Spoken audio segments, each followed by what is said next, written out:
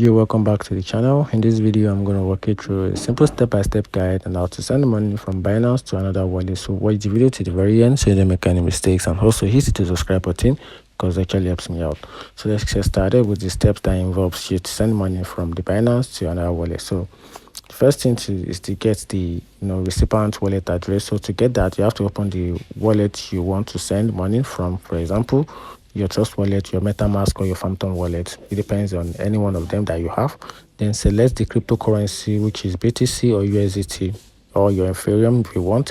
Then tap on receive, then copy the wallet address from your list. Then the next step is to withdraw from Binance. So open the Binance, then go to wallets, then click on fiat and spot.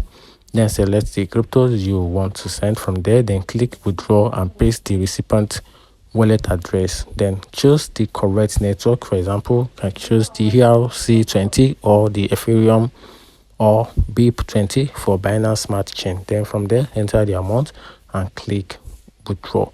Then confirm the transaction and complete the 2FA verification, which is a two-factor authentication verification. Then from there, you can wait for confirmation. Then therefore, it usually takes a few minutes or sometimes an hour depending on the network.